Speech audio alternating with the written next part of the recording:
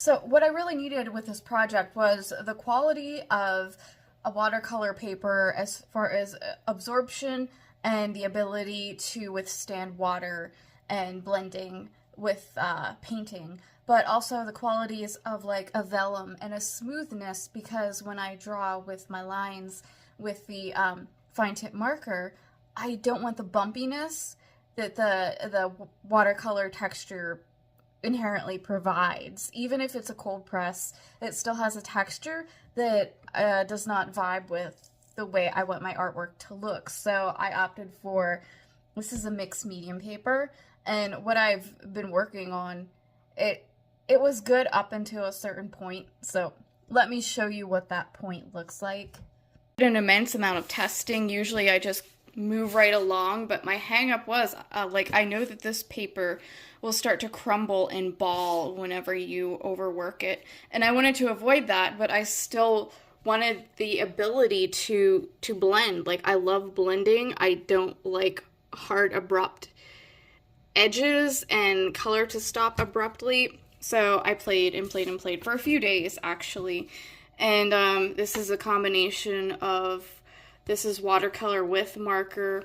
This here is just marker. This is marker, but I just don't like, how that looks. It's not blending enough. It doesn't give the subtle hues that I work with a lot.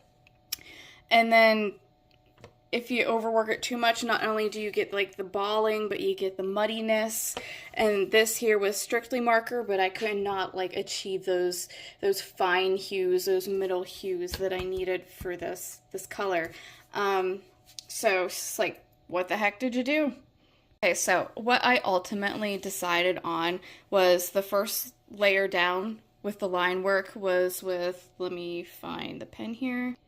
It was with this Sharpie fine point pen, and while you can assume that it's permanent because it says it's permanent, I always test instead of just assuming. I know it says permanent, but if I work with water with this, is this going to start to muddy and start to lift off the paper? So that was my first test.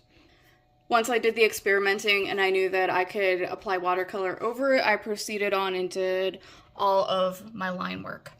And then I took a couple of days of just working with textures and colors, and then I finally decided, okay, I'm going to do this, the indigo shading that gives the dimension to the objects. I'm going to do that in watercolor, and so that's what I did. So the base layer is watercolor.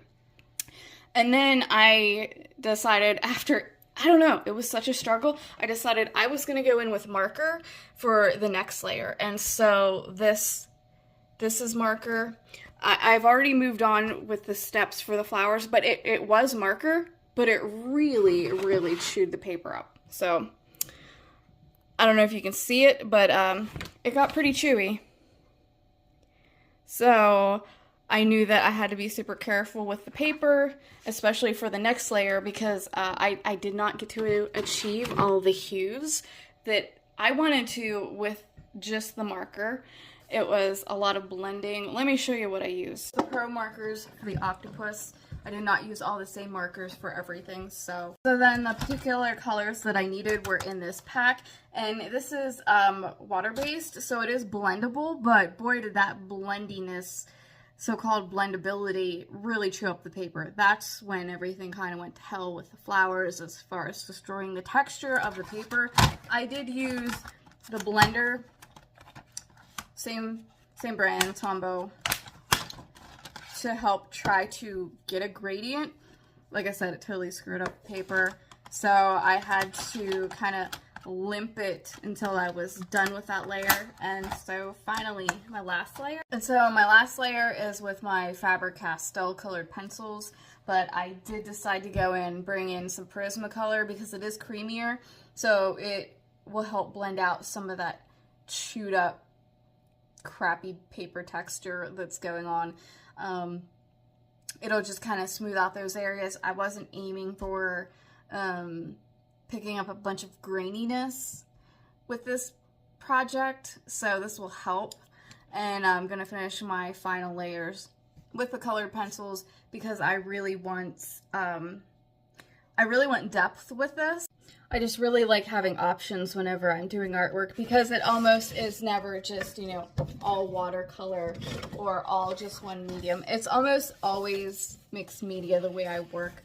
It just gives me so many more options and ranges as far as how deep I can go with the color, and then it allows me to control timeline with the project to a certain degree. Like some things just dry faster, or I can just hop to the next portion of the project pretty fluidly without having to wait. It all has to do with what works best for me for getting the project done, not in just the quickest manner. It always comes down to getting the artwork done in the best light possible. Make it look the best possible without sacrificing like a ridiculous amount of time that blows out a timeline or anything like that. I'm a bit irritated that what I know with a project, like, it's just like, it just comes down to the perfect paper, and quite honestly, I don't know that it exists. I want the ability to throw color around like the way a watercolor paper would react, and I want to blend it like a watercolor, but I don't want the texture at all of any watercolor paper whatsoever. I want to be able to use my fine tip markers, and I don't want the paper to suck up all the ink from my marker in the way that a watercolor would. So I think it's just coming down to, like, there are no perfect situations. You just make it as perfect as you can with what you have, because sometimes, hell, in reality, those things just don't exist. I can want them to, and maybe pursue something later that could exist, but for the moment, just working with what I have. Here's my color palette, but I did change it up a bit. Grab this paper here. This is the actual color palette, and I know it's a bit hard to see because they're kind of super dark, but that's like a mauve, a deep mauve, and then an indigo. It's not totally black and super, super berry dark. And then let's move along and show you where I am. So this is nearly done. All the layering is nearly done. Just a little bit more, like the lace is finished, the flower is finished. Flower's finished here with the colored pencil. And then this, I'm gonna go in with just a little bit of colored pencil on this part here to create some depth so that you can kind of really see the nooks and crannies a little better from the octopus. And then the main guy here, I still have colored pencil to go into with this one. The flowers are nearly done. I might try to like work in a little bit more smoothness with the flowers. I know that you can't see it, but if I get up real close, there's this texture from those markers kind of flubbing up the paper. But sorry, bouncing back and forth because I dropped my phone, and so now the camera it just doesn't know where it needs to be. But go in with the colored pencil on the octopus itself, give it just a little bit more depth and capture some of the nooks and the crannies, maybe a little bit more pop of color, but we're getting close to being done.